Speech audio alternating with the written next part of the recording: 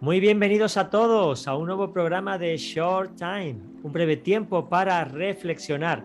Qué maravilla poder vernos cada semana juntos y tener un tiempo de intimidad, de tranquilidad, de sosiego, que la verdad es que estamos bastante afanados, bastante afligidos y necesitamos pararnos en nuestros caminos y preguntar por aquellas sendas tan hermosas, tan pacíficas y tan prósperas que son las de Cristo.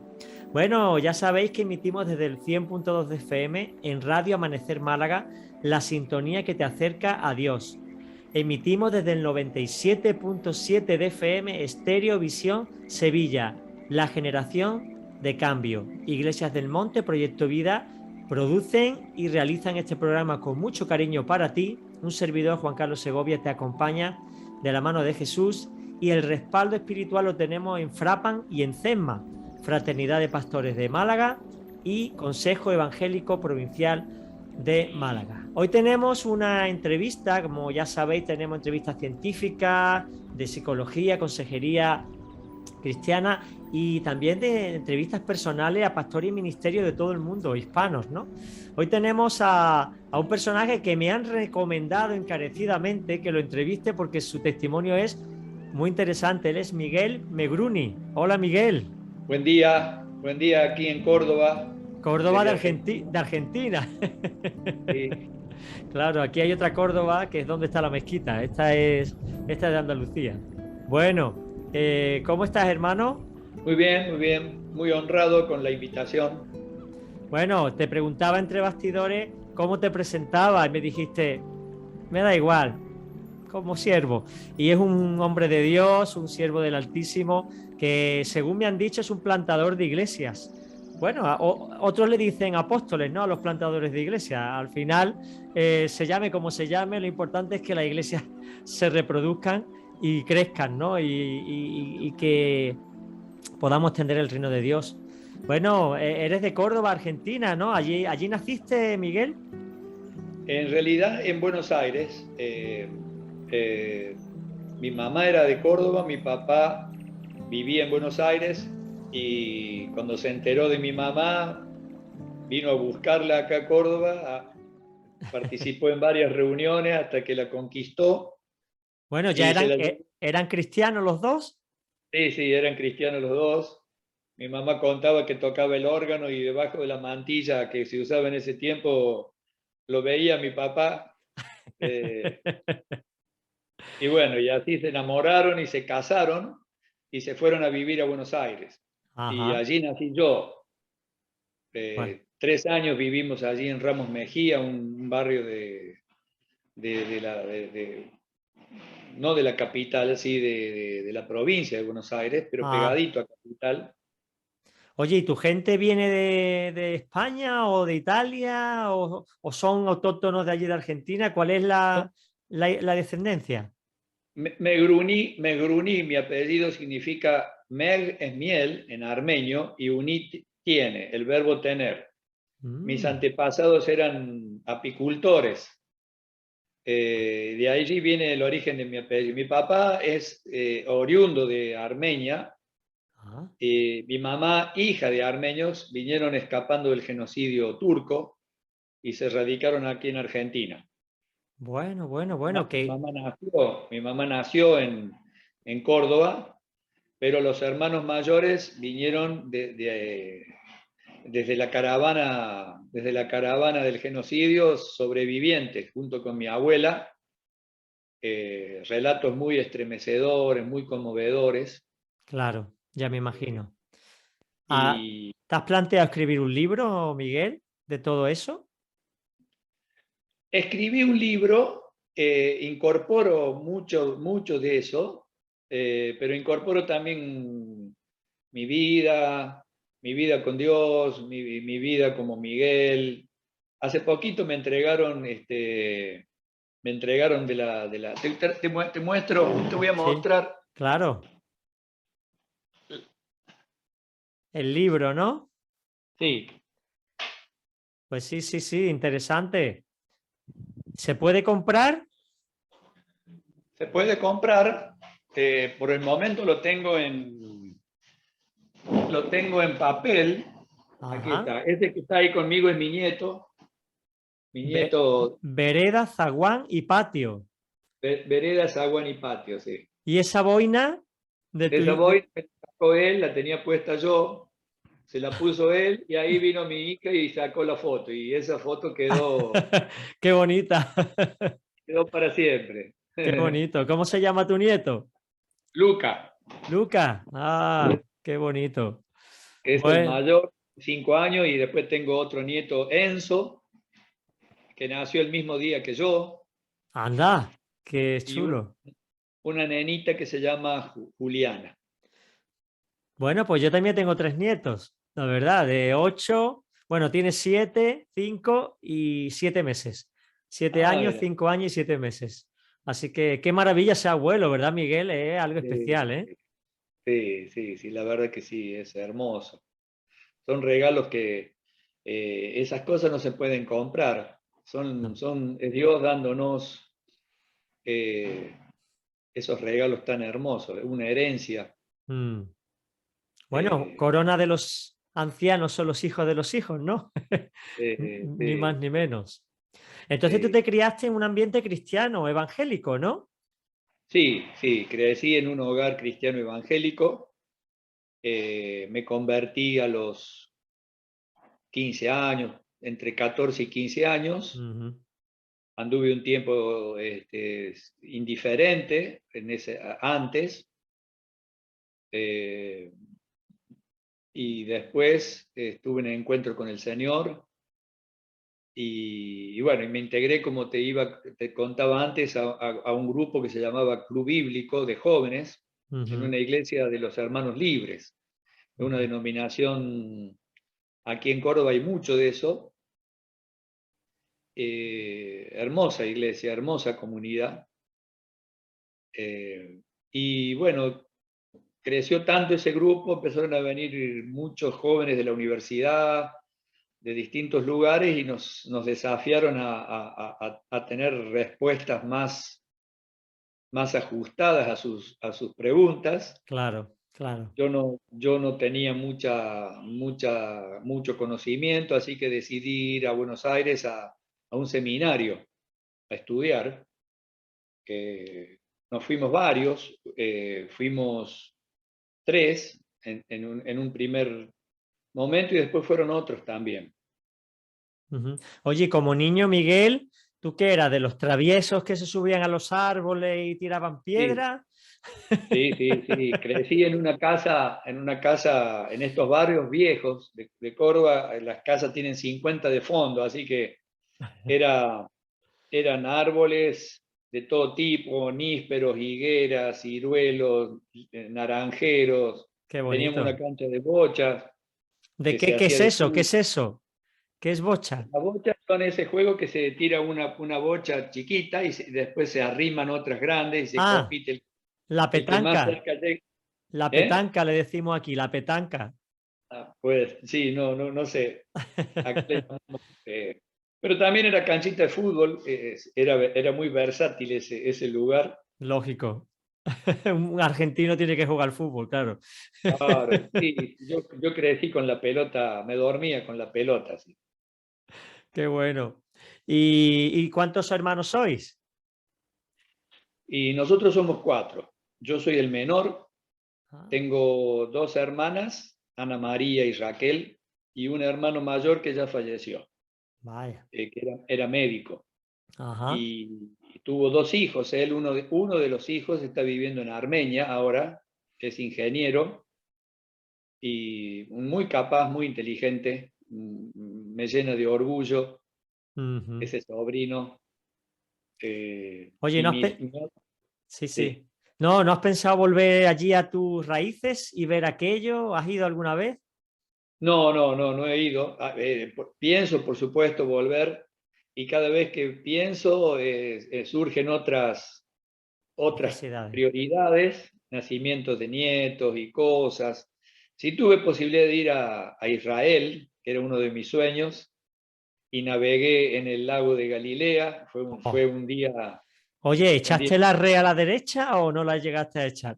Bueno, bueno, eso vos sabés que los que guiaban la barca, que era una barca típica nos hacían toda esa teatralización de tirar la red Qué guay. y bueno, fue una experiencia que me quedó grabada para siempre, ¿no? Que en esas aguas andara Jesús, ¿verdad? Y Eh, Pedro y todas las anécdotas que hay de Jesús en ese lago, ¿no? Que era el mar eh, de Galilea, ¿verdad? Qué bonito, sí, qué sí, sí, bonito. la verdad que sí, fue hermoso. Armenia todavía queda en mi corazón. Ha tenido muchos problemas bélicos últimamente y bueno, y no es posible. Y ahora también con este Claro, asunto de la guerra y todo eso, es eh, complicado, claro. se hace complicado viajar y bueno, pero oramos por Armenia y hemos tenido mucho contacto. Yo estuve pastoreando una época la iglesia armenia aquí en Córdoba. Ujú. Y durante ese tiempo, que duró 3 años, nos juntábamos con armenios de todas partes del mundo. La diáspora armenia es muy grande. Mm. Hay comunidades armenias en Estados Unidos, en Canadá, en Brasil, en Buenos Aires. Aquí en Buenos Aires hay más de 50.000 armenios. Es una comunidad muy grande. Sí, sí, sí. Aquí en Y bueno, España, la verdad, no conozco yo armenios, es muy, muy raro ver aquí armenios, ¿no? Por lo menos yo no tengo constancia de eso. Bueno, vamos a volver a tu infancia, Miguel, que estamos ya por Armenia, pero todavía no has echado los dientes. Entonces tú, siendo el pequeño, era el mimado de la casa, ¿no? sí, sí, sí, la verdad que sí. Sí. ¿Eran muy Eh, duros tus padres contigo o mi no? papá falleció cuando yo tenía 6 años. Vaya. Justamente nos vinimos a Córdoba por causa de la enfermedad de mi padre. Tuvo una enfermedad que le impidió caminar, después le impidió hablar y finalmente falleció. Y Mm, nosotros nos vinimos con mi madre a donde estaba la familia de ella, la madre, el padre.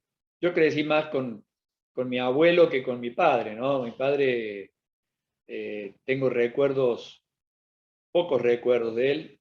ujú. Y bueno, y la relación con mi madre fue una relación maravillosa. Hace poquito falleció mi mamá con 93 años. Uh. ¿Y tus abuelos también iban a la iglesia? ¿Eran creyentes o Sí, ellos? Sí, sí, ¿no? sí, sí. Eran creyentes, eran personas muy especiales. Mi abuelo, un hombre muy callado, eh, por supuesto, con todas las heridas de la guerra, los traumas, los silencios. Yo crecí con él al lado en el fondo, plantando y recogiendo tomates y las verduras que él ponía y las higueras. Ujú. Es Recogía los higos y recuerdos los muy ponía. bonitos, ¿no? Que recuerdos muy bonitos, ¿verdad? Del Y la campo. figura, la figura de mi abuelo me llevaba al gallinero a recoger los huevos con él y él me hacía tomar uno, porque él se tomaba un huevo crudo Uf, yo no todas las. puedo. Y tú A mí me instruyó en esa.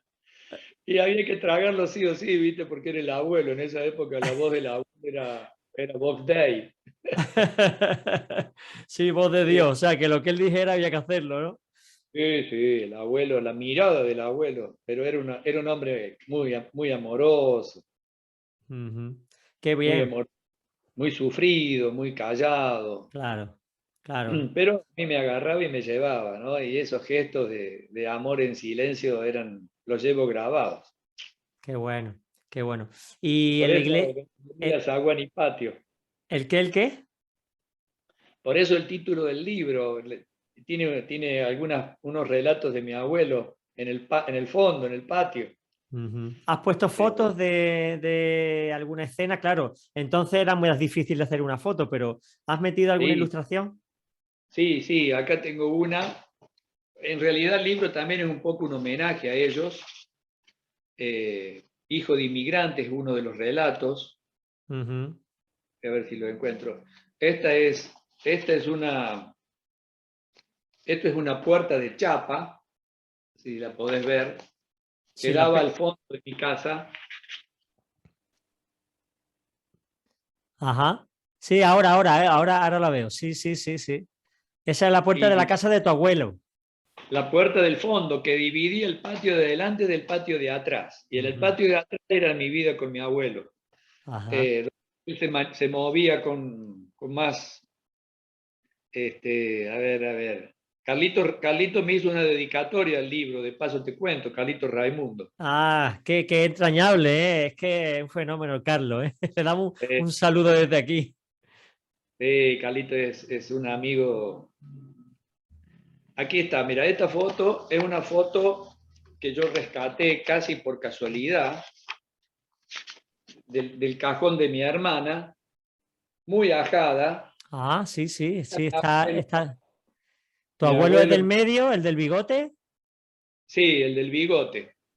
Mi Ah, abuela es que está sentada a la derecha de él, mi tía y mi tío arriba, mi tío Carlos, que también sí, sí, es sí. una de las pocas fotos que me han quedado de ellos. Qué Y bueno, bonito. y es mi homenaje de amor a ellos. Bueno, que este programa también sirva para poner un granito de arena como homenaje a tu familia, que los abuelos son entrañables, la verdad es que son una bendición de Dios para los nietos y yo cuando iba a casa de mi abuela era casi como entrar en el paraíso. Y mira que Claro, mi claro. abuela vivía en una casa antigua y no había juguetes, no importa, había libertad, disfrutaba uno No. de la compañía de ellos. Bueno, ¿y qué querías ser tú de mayor, Miguel? Bueno, yo estudié mucha música, me gusta mucho la música, toco el Ah, acordeón, la guitarra, anda, toco si llego a distintas. saberlo, te pido que nos toques algo con el acordeón. En realidad, no te puedo prometer muchas cosas, porque ya soy un acordeonista de 66 años Bueno, tienes toda la sustancia de la edad, ¿no? Eso son sabidurías, ¿no? y tengo la libertad para equivocarme también ahora, ¿no? Así me Amén. equivoco. Ahí está.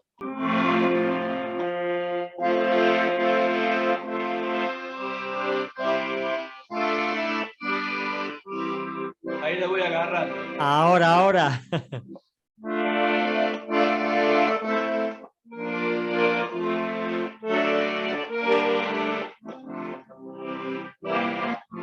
Castillo Fuerte. Amén, lo he entendido, he escuchado. Sí, sí, sí, he detectado la canción, qué bonito. Pues gloria a Dios, es muy difícil el acordeón. No, el acordeón es mucho más fácil que el bandoneón. En realidad me hubiera gustado más estudiar bandoneón, pero en la época que yo quise empezar, que fue de chico, cuando tenía 10 años, hay una Ujú. foto, mira, hay una foto en el libro, estoy con mi hermano. Ahí, ¿Eh? perfecto. Ahí. Tú eres el pequeño, el que tiene el Sí, acordeón. sí, y mi hermano es el que está, Ah, eh, qué bueno. este, Qué en esa recu- época no se hablaba mucho de bandoneón, se hablaba mucho de acordeón. Bueno, y empecé con acordeón. Después de grande, estando en Uruguay, estudié un poco de bandoneón también. El bandoneón es un instrumento muy difícil porque las teclas tienen un sonido cuando se aprieta el fuelle hacia adentro y otro sonido cuando se aprieta hacia afuera. Ah, ya. Entonces te exige una memorización y un trabajo de manipulación del fuelle. El acordeón no, el acordeón tiene el mismo sonido, Ya sea que se solamente. abras o cierres, ¿no? Es el mismo, ¿no? Claro, claro. Entonces el bandoneón, bueno, aquí el que lo puso actualizó al bandoneón como instrumento mágico fue Piazzolla. Piazzolla es, a mi entender, a la altura de los clásicos, ¿no? Ujú.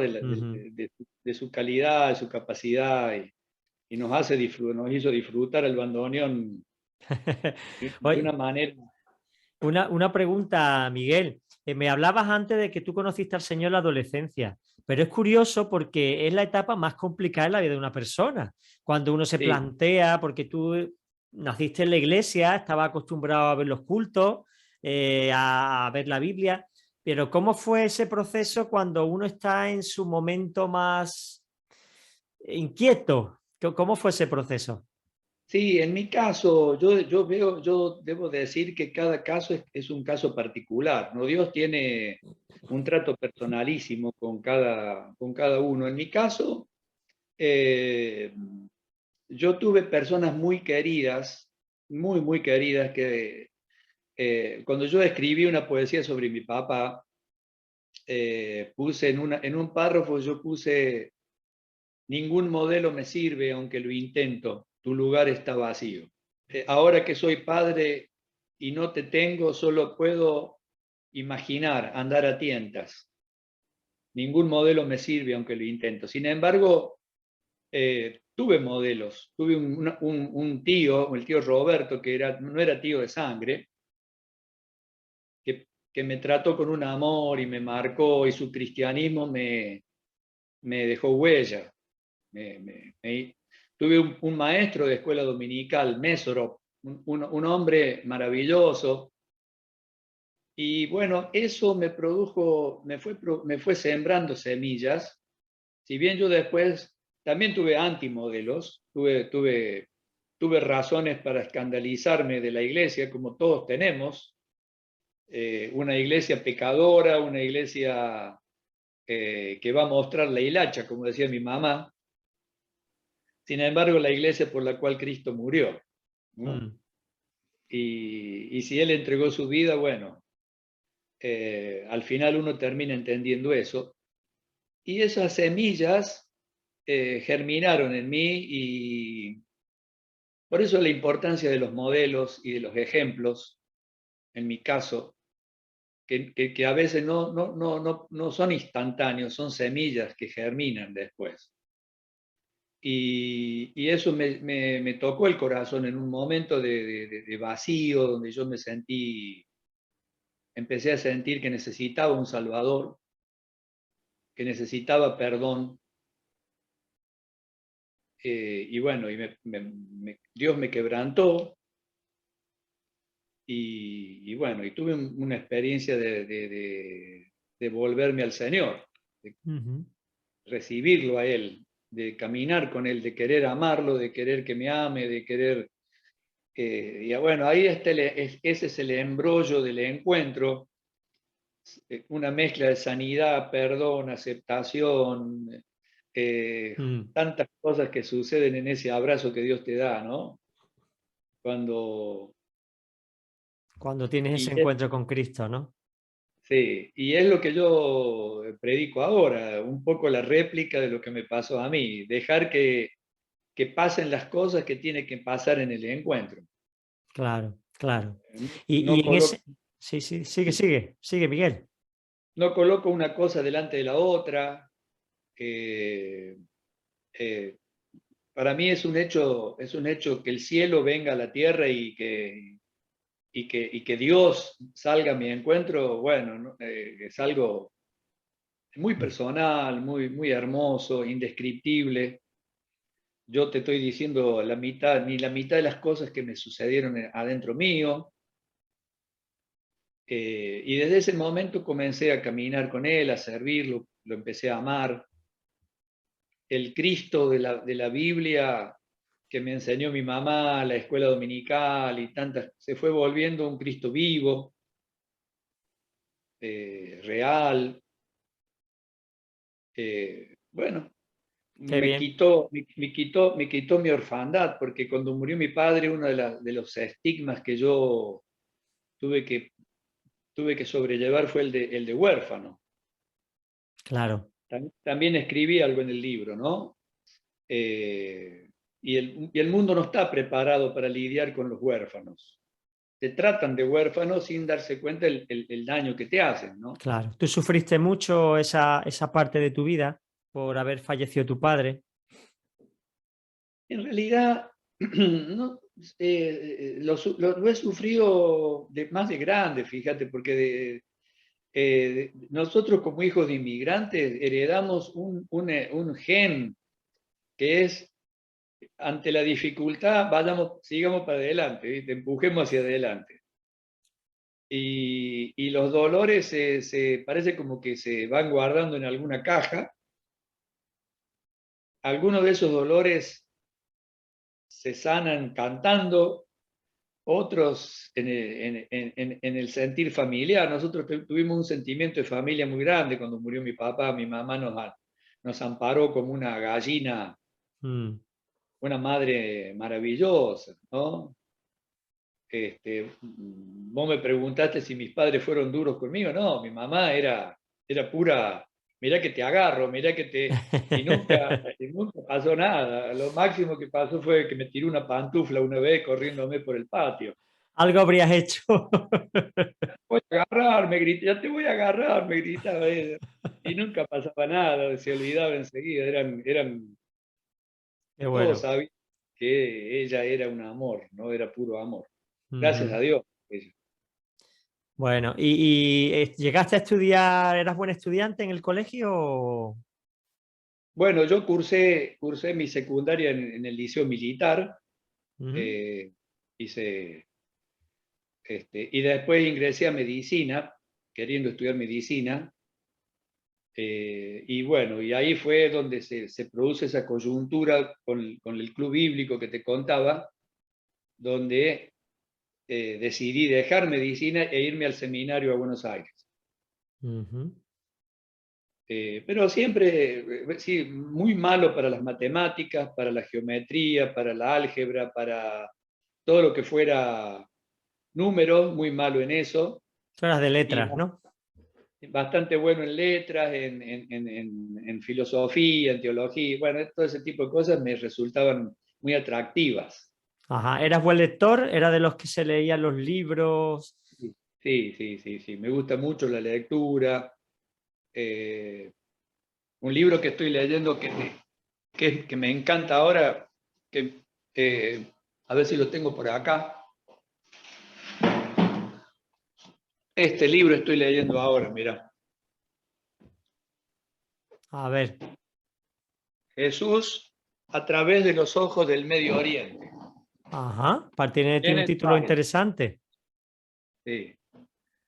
Te descorre velos de que la lectura occidental no capta, detalles de la narración bíblica del Evangelio, sobre todo, que, bueno, me encanta leer, ¿no? Por ejemplo, dice aquí, dice, permite un entendimiento profundo de los evangelios desde la perspectiva del Medio Oriente. Ujú. Dice, contrarresta las imposiciones modernas y occidentales sobre la Biblia. Claro, Nos da nosotros una... le damos una interpretación adaptada a nuestra cultura, pero la suya era distinta. Claro, claro, exactamente. Sí, es eso, ¿no?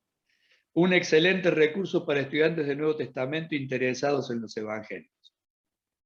Bueno, bueno. Eh, Gloria a Me Dios. apasiona. Este libro creo que sería, para cualquier pastor, sería de lectura obligada casi. Ujú. Yo me deleito leyendo esto Qué y bueno. bueno, y otros tantos también, ¿no? Bueno, bueno.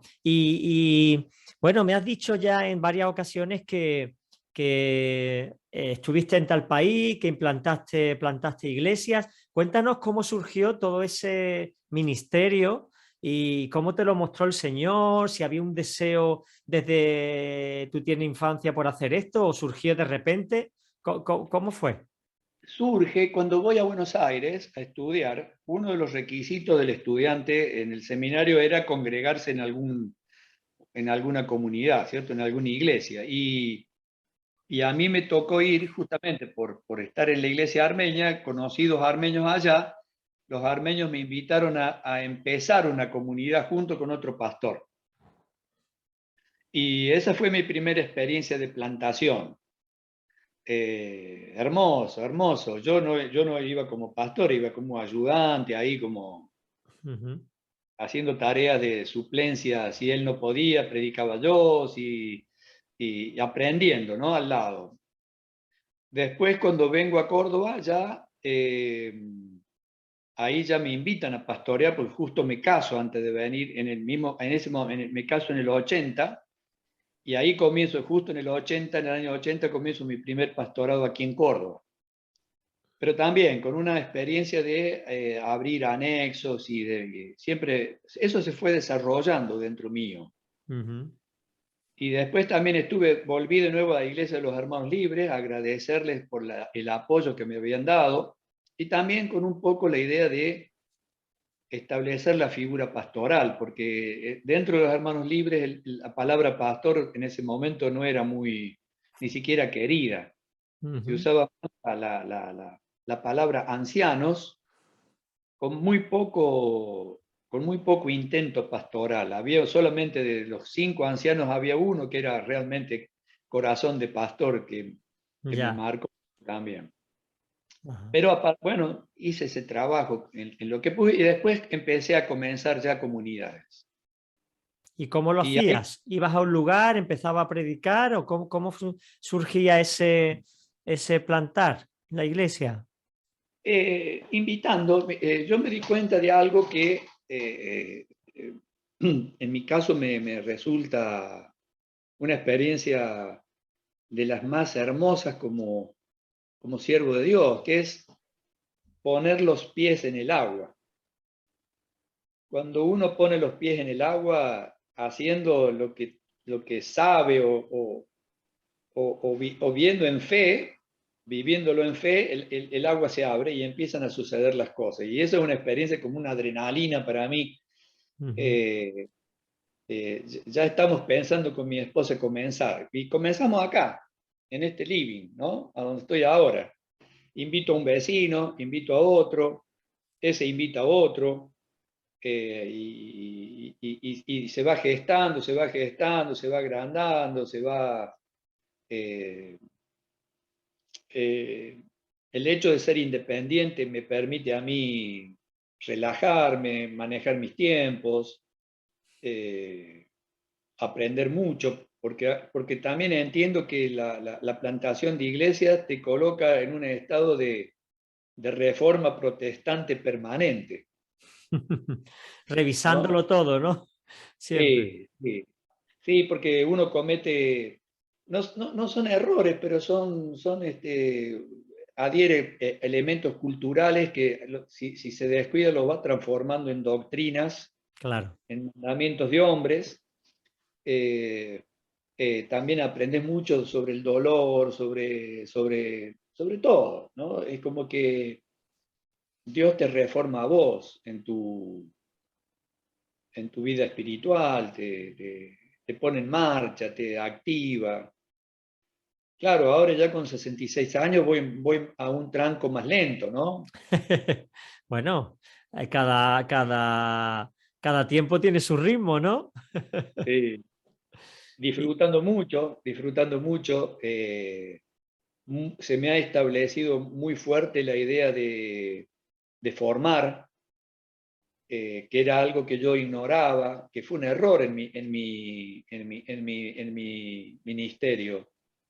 ujú, El plantador de iglesias es un hombre solitario. Yo he tenido mucha soledad, porque cuando uno empieza algo es una punta de lanza, es como alguien que se va adelante, claro. y bueno, y de vez en cuando mirás para atrás a ver quién te sigue.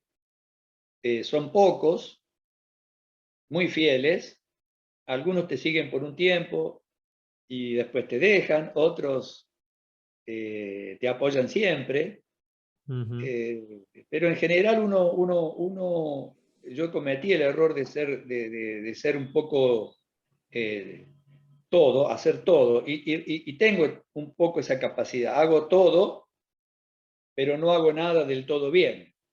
Ya, aprendiz de mucho y maestro de nada, ¿no? Como dicen algunos. Ah, sí, eh, Bueno, sí, porque pero me tengo que dar maña para todo. Tengo que tocar la guitarra, tengo que dirigir, tengo que predicar, soy un poco, en esa lista de Efesios donde Pablo habla de el apóstol, que el sentido de la palabra es un sentido doble. Yo no creo en el apóstol como, como Pablo en su primera acepción. Para mí el apóstol en esa acepción terminó con los 12, ujú, pero sí creo en la labor apostólica, que es la labor misionera. En ese sentido, sí, labor apostólica es. Y el apóstol es un poco el pastor, el maestro, el profeta, el que va formando y que va reconociendo esas capacidades a medida que aparecen las personas. claro. Y, y bueno, yo lo había descuidado eso, nunca le di mucha importancia, pero ahora sí, hace unos 10 años atrás que vengo trabajando mucho en eso. ¿Y cuál es el tiempo de consolidación de una iglesia? Tú plantas la iglesia, empiezas a hablar, te empiezas a reunir, la gente empieza a venir y pones a un pastor y te vas a otro lado. Eso yo creo, quizá por mi manera de ser, yo soy muy, es decir, muy anti, eso yo lo voy viendo en el andar, ¿no? Eh, Tiendo más a apresurarme que a ver que las cosas estén establecidas. Me viene como un sentido de urgencia Sí, a mí me que pasa lo mismo. tengo que discernir si es de Dios o es mío, ¿no?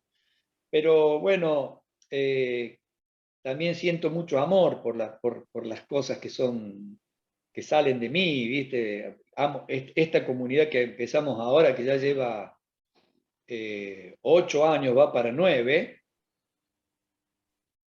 La amamos mucho y ahora con la pandemia la hemos sufrido. Y bueno, a partir de la pandemia empezamos con el Zoom, ahí me volví a encontrar con Carlito después de 50 años. Eh, Con Carlos Raimundo, que le hemos hecho una entrevista no hace mucho tampoco. sí, Qué bien. sí. ¿Qué te iba a comentar? Con el tema de las iglesias, tienes un deseo de volver de abrir otro lugar, pero tienes que dejar a alguien ahí. ¿Te ha pasado que no has dejado a alguien adecuado y luego has tenido que volver? Porque Pablo fundaba iglesias, pero después las regaba, ¿no? Visitaba, acompañaba. ¿Tú cómo has hecho ese proceso apostólico? Así, así. La iglesia que quedó en la frontera Uruguay-Brasil, la unimos con otra comunidad en un gesto de unidad y de comunión, muchas cosas hermosas, ¿no? En principio había quedado en manos de un matrimonio, pero después el matrimonio se sintió desbordado con esa responsabilidad. En realidad dejé más de un matrimonio, dejamos a 5, pero un poco lo que vos decís, me di cuenta que era un peso demasiado grande para ellos y al final un solo matrimonio tomó la batuta, Ujú. pero después también ellos se sintieron desbordados y por fin terminamos uniéndonos con otra comunidad, donde Ya. ya había un pastor y asumieron esa responsabilidad y esa interdependencia, ¿no? Es ¿Esta muy, iglesia también la habías fundado tú, la del pastor? no, no, no, esa es otra, es una comunidad que empezaron otros hermanos brasileños, amigos Ah, míos también, ¿no? ujú. Con una visión muy parecida. Brasil también tiene sus cosas propias de país, es bastante diferente a la Argentina en muchas cosas, pero por haber yo vivido 15 años ahí, entendía, ya les conocía. Cuando vine acá, estando en la iglesia armenia, quisimos unir dos iglesias, la armenia con otra, acá del barrio.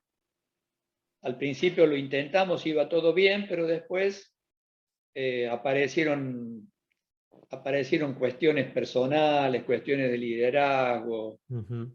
eh, cosas que no logramos superar y cada quien volvió a su propio, como que el intento no dio. Ya, ya, ya. Y Bueno, bueno, y hoy yo tengo comunión con las dos, pero siguen cada una en su propio lugar. oye, una cosa, Miguel, tú has vivido el avivamiento que experimentó Argentina en pleno auge, ¿no? Tú has estado ahí en todo esto. ¿Cómo lo has vivido tú? Porque ya he escuchado de varios hermanos de argentinos, pentecostales, bautistas, de muchas denominaciones, y cuentan experiencias sorprendentes, carismáticamente hablando. ¿Cómo viviste tú ese periodo? Porque tú hablas de que bueno, invitas a un vecino, el otro invita a otro. Aquí en España eso es muy complicado. O sea, eso tú invitas a un vecino, yo llevo 30 años invitando a mis vecinos y si un día te vienen, pues puedes hacer una fiesta, porque es muy raro, ¿no? Entonces, eso forma parte de ese avivamiento que empezó Dios a tocar con su espíritu a las personas, ¿verdad? y que la gente estaba disponible, ¿no? Y dispuesta. Vos te referís a unos cuantos años atrás, ¿cierto? Cuando apareció Sí, Anaconda. sí, sí, exactamente, esa fecha. Eh, Aquí el avivamiento, el resultado mayor del avivamiento fue que puso a la iglesia evangélica, la hizo visible,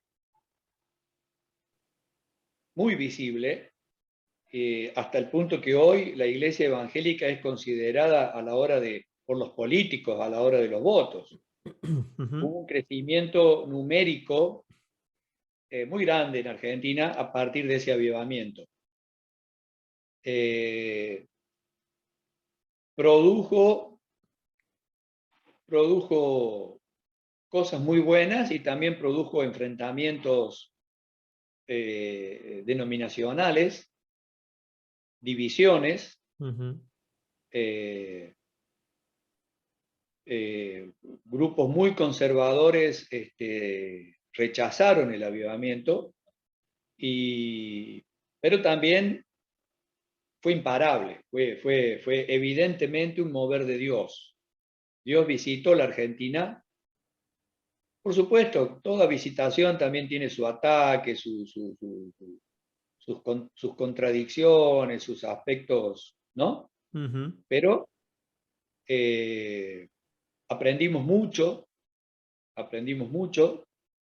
eh, el, el- Se establecieron doctrinas que estaban olvidadas o no consideradas, como la posesión demoníaca, eh, la presencia del Espíritu Santo como Dios con nosotros, que en los grupos tradicionales casi no se hablaba del Espíritu Santo, y esos fueron beneficios muy grandes, aportes muy grandes que ese mover de Dios le hizo a la iglesia, como que el Espíritu tomó soberanía, recuperó su soberanía y bueno, y hoy todo eso se lo debemos a ese avivamiento. eh, Aquí en Córdoba se aplacó mucho, casi no queda nada, a no ser que la iglesia evangélica es una iglesia numéricamente hablando mucho más grande, mucho más considerada en términos de números. Y ¿Cuánto se estima que puede haber en Argentina? Porque aquí en España se estima que 1,5 millones, de 45 millones, pues 1,5 millones, pero allí en Argentina hay datos estimados. ese dato, tengo miedo de caer en el estadística elastizada, ¿viste? Decir, Ya, ya, darte ya. datos que no son, no sé, la verdad que no te sabría decir. Mira, es fácil de obtenerlo porque así era, que es una entidad que agrupa a las iglesias evangélicas en Argentina, debe manejar esos datos. Yo no los tengo en este momento para pasártelos. Bueno, Pero, sí, sí, dime, dime. es grande porque se nota por el tamaño de las iglesias. Acá hay iglesias, por ejemplo, de 3.000, 4.000, 5.000 ¿Es miembros. habitual, No, es habitual ese número de miembros en una iglesia o son no, excepciones? son excepciones. Pero hay dos o tres, diría acá en Córdoba puede haber hasta cinco. Estoy haciendo memoria ahora y ya me voy acordando de tres. Medea, Cita con la Vida, Renacer, alguna otra pentecostal muy grande. Y además también mucha presencia en los barrios de iglesias. Iglesias de 1.000 miembros hay muchas. Eh, Pues Hay sí, sí, sí. muchas. Ajá. ¿Y cuántas iglesias has fundado tú, Miguel? ¿Cuántas iglesias Y has plantado? ¿Tienes, yo tienes... comencé, depende si me apropio de algunas en las que fui coplantador o plantador exclusivo. Bueno, mételas Eh, todas. ay, ay, ay. Y debo haber plantado unas tres o cuatro. Ujú. Eh, Bueno. Bueno, gloria a Dios. Una en Uruguay, otra en Brasil, dos acá en Córdoba. Eh, Algunos intentos los empezamos y no retrocedimos. Ujú. Inclusive habíamos comprado hasta un terreno y todo, y después tuvimos que... El ensayo y el error siempre formaron parte de mi andar. Claro, claro, Este, yo voy y si me equivoco, lo hago en su nombre, y doy marcha atrás. claro, claro. Así No tengo funciona todo. problema. ¿Eh? Así funciona todo, ¿no? Ensayo-error. Es que si no, ¿cómo aprende uno? El manual de Sí. instrucciones no lo tiene uno. Y a veces ha sido un problema mío de falta de oración también. He creído que muchas veces metí el error de ir demasiado adelante y dejarlo demasiado atrás al Señor también.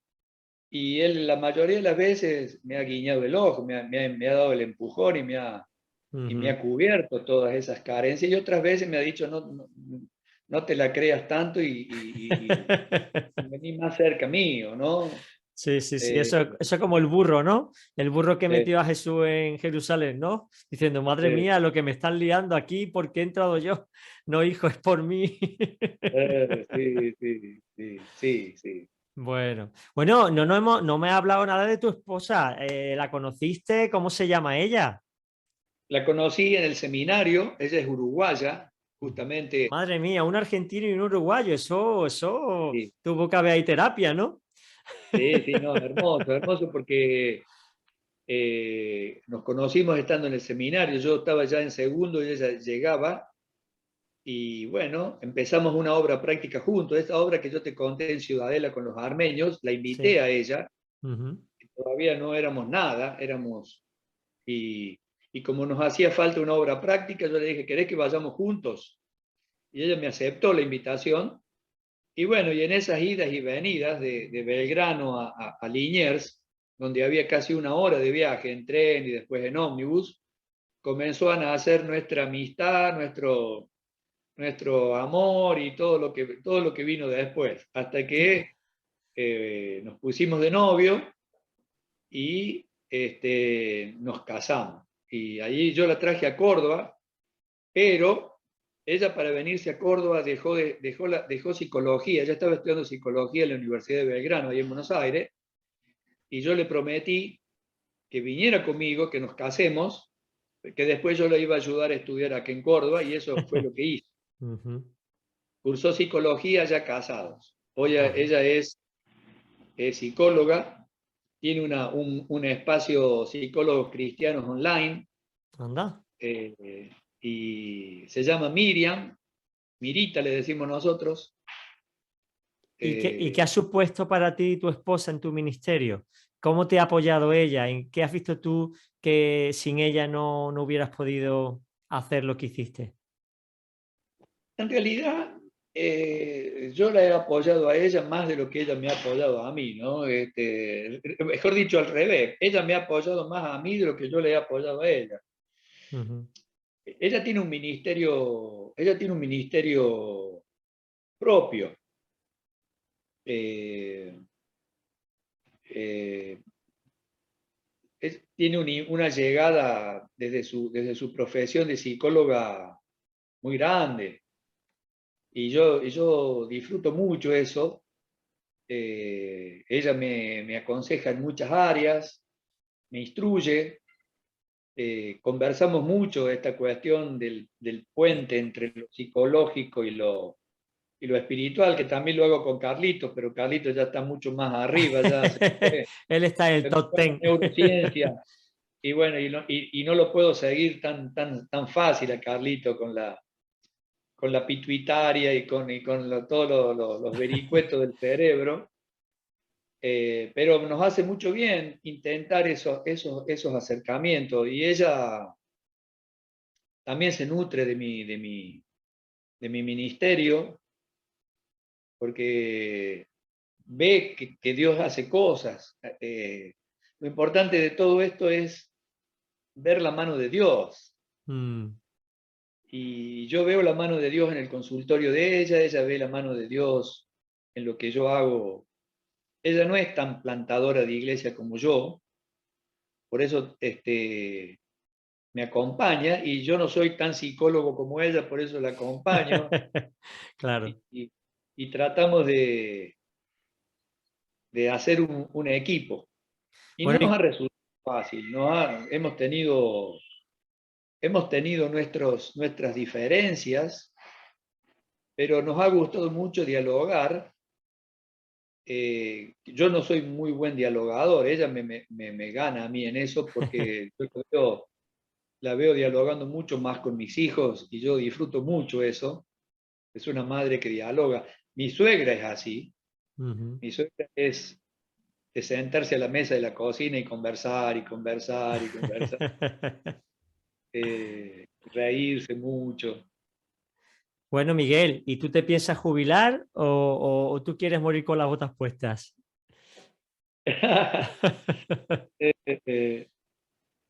Eh, no sé, la verdad que no sé. Mira, me pasó una cosa milagrosa, porque el tema dinero conmigo nunca estuvo, nunca fue una prioridad. Dios me preservó de eso, en vista de que yo veía mucha corrupción en tema de malversación de fondos. Mamón siempre ha sido la gran amenaza de la iglesia. Entonces decidí servir al Señor, como fuera, sin poner eso como una condición. Eso me costó que ninguna iglesia me hizo aporte jubilatorio, ni se ocupó de mi seguro social, ni tuve que asumir todo eso como pude yo. Ya.